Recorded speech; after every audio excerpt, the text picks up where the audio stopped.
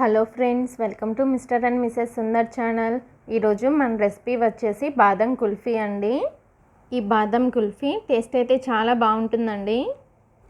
నేను చూపించినట్లు కుల్ఫీని ఇంట్లో ఒకసారి ట్రై చేయండి. పిల్లలైతే బాదం కుల్ఫీని చాలా బాగా ఎంజాయ్ చేస్తారు. టేస్ట్ కూడా చాలా బాగుంది. రెసిపీని చూసే ముందు ఎవరైతే నా ఛానల్ని సబ్స్క్రైబ్ చేసుకోలేదో వాళ్ళు నా ఛానల్ని సబ్స్క్రైబ్ చేసుకోండి. ఇలా సబ్స్క్రైబ్ చేసుకోవడం వల్ల నేను చేసే ప్రతి వీడియో నోటిఫికేషన్ మీకు షేర్ అవుతుంది. వీడియో కనుక నచ్చినట్లయితే నా ఛానల్ని లైక్ చేయండి, షేర్ చేయండి. రెసిపీ ఎలా ఉందో కామెంట్ చేయండి. ఇక రెసిపీని చూసేద్దాము. ఈ బాదం కుల్ఫీ కోసం నేను 1/2 లీటర్ వరకు పాలను తీసుకున్నాను. ఫస్ట్ మనం పాలను మరిగించుకోవాలండి. పాలు పొంగొస్తున్నాయి కదా, ఇప్పుడు స్పూన్తో ఒక్కసారి కలుపుకొని మీడియం ఫ్లేమ్ పెట్టుకొని మరిగించుకోవాలి. పాలు హాఫ్ అయ్యే వరకు మరిగించుకోవాలి.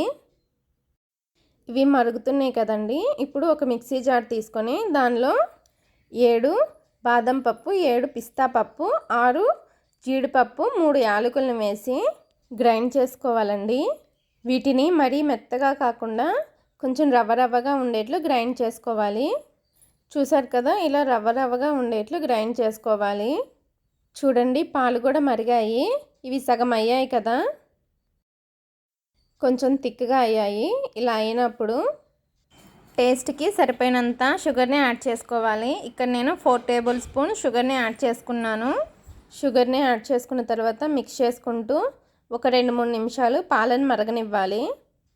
షుగర్ని యాడ్ చేసుకున్న 2-3 నిమిషాల తర్వాత మనం మిక్సీ పట్టుకున్నాం కదా నట్స్ పౌడరు, ఈ పౌడర్ని కూడా వేసి ఇలా కలుపుకుంటూ ఒక 2-3 నిమిషాలు మరిగించుకోవాలి. ఈ నట్స్ పౌడర్ని యాడ్ చేయడం వలన కుల్ఫీ చాలా బాగుంటుందండి. ఎక్స్ట్రా టేస్ట్ కూడా యాడ్ అవుతుంది. ఈ కుల్ఫీ ప్రిపరేషన్లో పాలు మరీ థిక్గా అవ్వకూడదండి, సెమీ థిక్గా అవ్వాలి. నట్స్ పౌడర్ వేసిన 2-3 నిమిషాల తర్వాత స్టవ్ని ఆఫ్ చేసేసి పాలని చల్లారనివ్వాలి. పాలు చల్లారిన తర్వాత ఇంకొంచెం థిక్గా అవుతాయండి.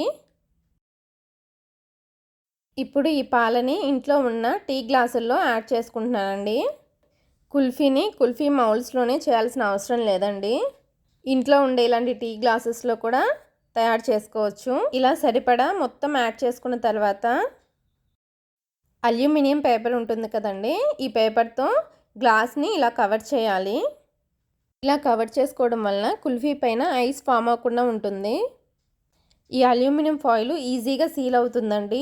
ఇలా సీల్ చేసుకున్న తర్వాత లైట్గా మధ్యలో హోల్ పెట్టుకోండి. ఇలా హోల్ పెట్టుకొని ఐస్ స్టిక్స్ని మనం హోల్ చేసాం కదా, ఈ హోల్లో పెట్టుకోవాలి. ఈ ఐస్ స్టిక్స్ బయట షాప్స్లో దొరుకుతాయండి.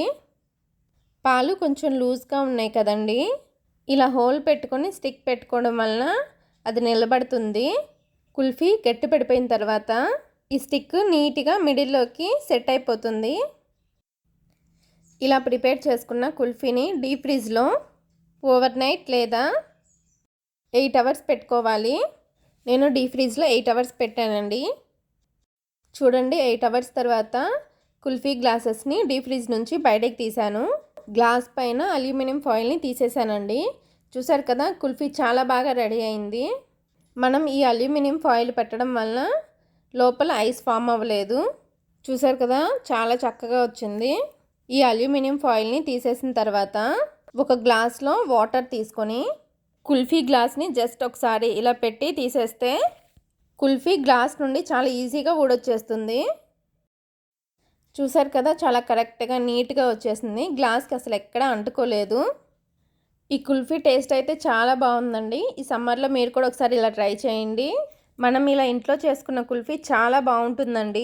బయట కుల్ఫీ కంటే చాలా బాగుంటుంది. ఒకసారి మీరు ట్రై చేయండి. చూసారు కదా, చాలా ఈజీగా కూల్గా ఈ సమ్మర్కి ఈ కుల్ఫీని మీరు కూడా ట్రై చేయండి. మీకు కూడా చాలా బాగా నచ్చుతుంది. కుల్ఫీని మీరు ట్రై చేసిన తర్వాత మీకు ఎలా వచ్చిందో కామెంట్ రూపంలో మీ కామెంట్ని పోస్ట్ చేయండి. వీడియో కనుక నచ్చినట్లయితే లైక్ చేయండి, షేర్ చేయండి, సబ్స్క్రైబ్ చేయండి. Okay, thank you.